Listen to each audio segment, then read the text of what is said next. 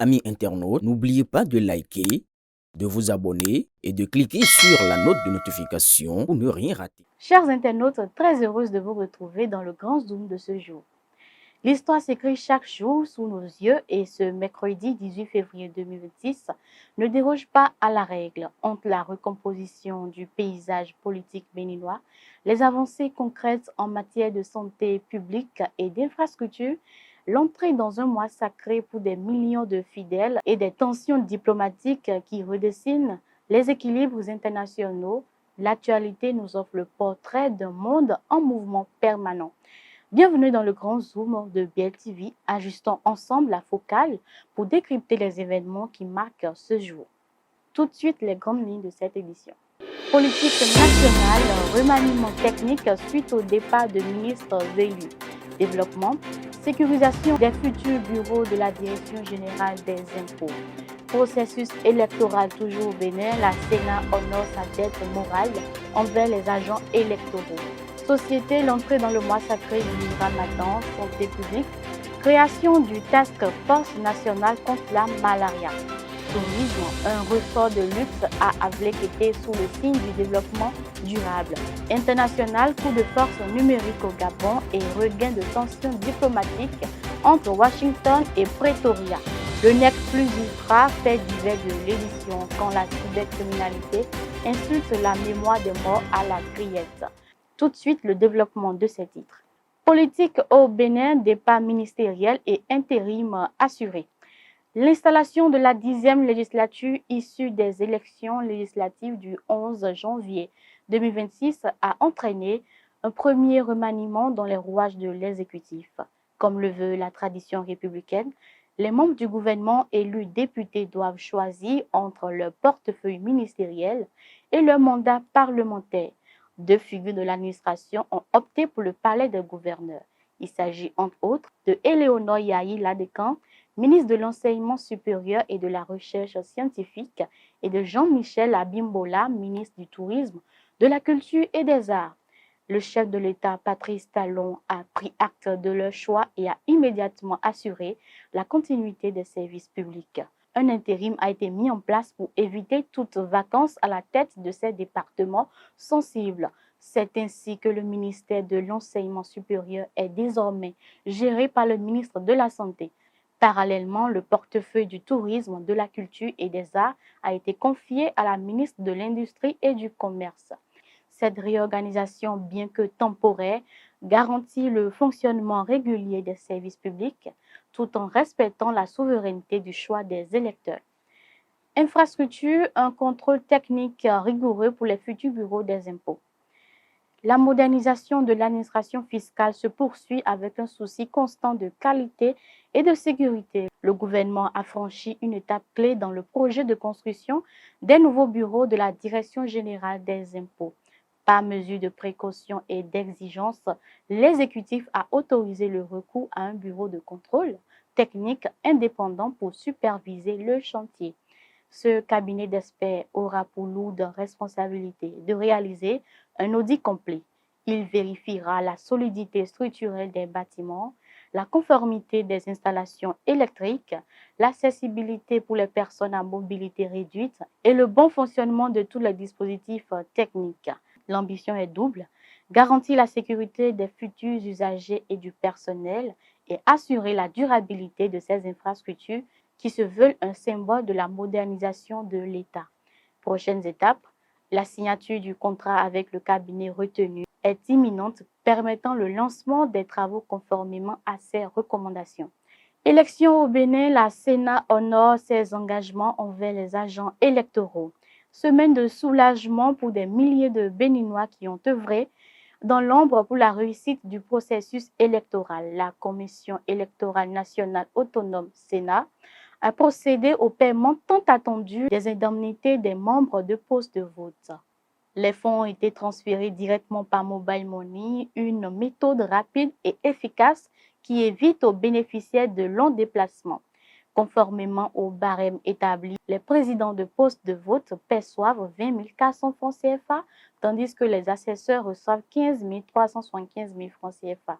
Au-delà de l'aspect financier, cette opération vise à remercier ces milliers de citoyens pour leur rôle crucial, à savoir installation du matériel, organisation du scrutin, dépouillement et transmission des résultats dans des conditions souvent complexes.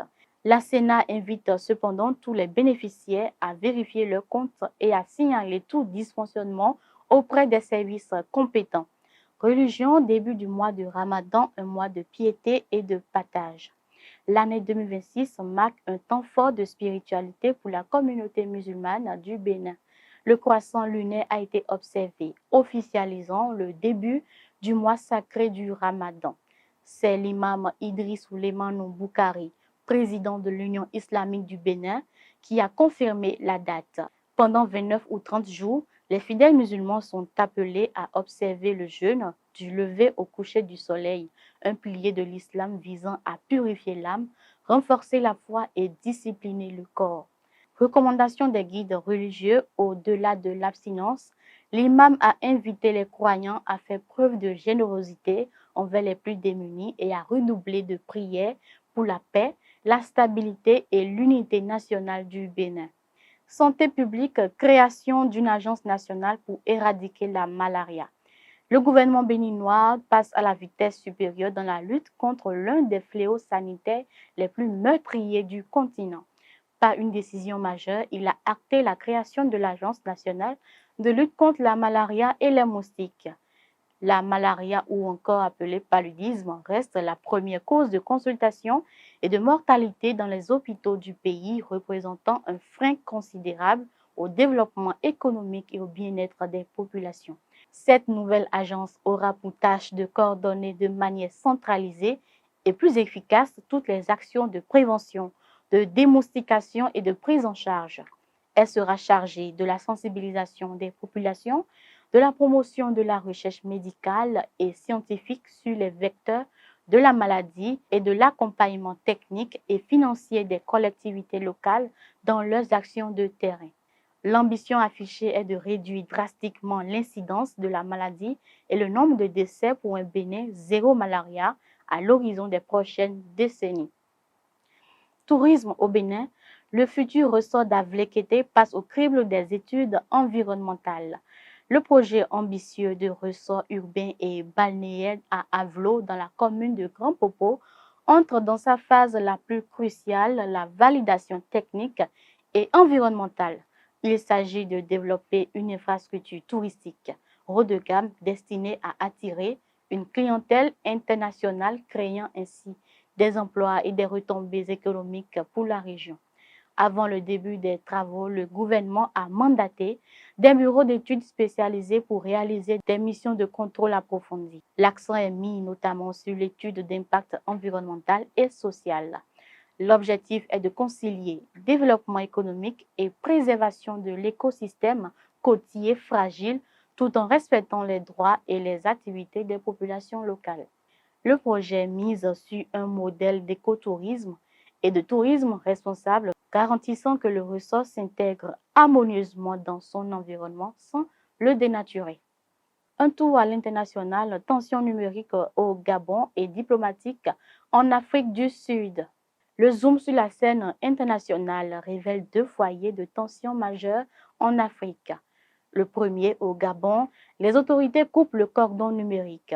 Mardi 17 février, dans une décision radicale tombée comme un couperet, la Haute Autorité de la communication du Gabon a ordonné la suspension immédiate et sans limite de durée de l'accès aux réseaux sociaux sur l'ensemble du territoire national. Justification officielle, l'ARAC justifie ce coup de frein numérique par un usage abusif des plateformes. Elle dénonce la diffusion récurrente de contenus inappropriés, diffamatoires, haineux, injurieux, qui porteraient atteinte à la dignité humaine, à la cohésion sociale, à la stabilité des institutions et à la sécurité nationale. Il s'agit notamment des réseaux comme WhatsApp, Facebook et TikTok. Ces réseaux les plus populaires du pays sont désormais hors d'usage, plongeant la population dans un silence numérique imposé sans aucune exception prévue jusqu'à nouvel ordre. En Afrique du Sud, un ambassadeur américain controversé débarque à Pretoria. Pendant ce temps, en Afrique du Sud, les relations avec les États-Unis entrent dans une phase délicate avec l'arrivée du nouvel ambassadeur américain Brent Bozell, figure de proue de la sphère conservatrice américaine et fervent soutien d'Israël. Sa nomination par Donald Trump avait déjà suscité des inquiétudes. Dès son audition, il a affiché ses priorités: pousser Pretoria à retirer sa plainte contre Israël à la CIJ et défendre le programme de réfugiés pour les fermiers blancs sud-africains, une initiative de Trump que Pretoria rejette catégoriquement. Il arrive dans un climat déjà glacial, marqué par des droits de douane punitifs imposés par Washington. Si sa présence peut rouvrir un canal de dialogue après une année de vide diplomatique, ses prises de position très affirmées promettent des discussions houleuses avec le gouvernement de la nation arc-en-ciel. Nec plus ultra le fait divers de cette édition. Il vole le téléphone d'un homme décédé et tente de vider son compte Mobile Money, un prévenu devant la criette. L'affaire jugée ce lundi à la criette dépasse l'entendement. Un trentenaire est poursuivi pour avoir volé le téléphone d'un homme décédé dans un accident et utilisé ce bien pour escroquer sa famille. Présent sur les lieux du drame, le prévenu s'empare du téléphone portable de la victime. Il contacte ensuite les proches, leur annonce le décès, puis se fait passer pour le défunt afin de solliciter des fonds. Il tente également de modifier le mot de passe du compte Mobile Money pour le vider. À l'audience, la partie civile dénonce une rare insensibilité morale et réclame 1 million de francs CFA. Le ministère public qualifie les faits d'inhumains et requiert 7 ans de prison ferme. La défense plaide la relaxe.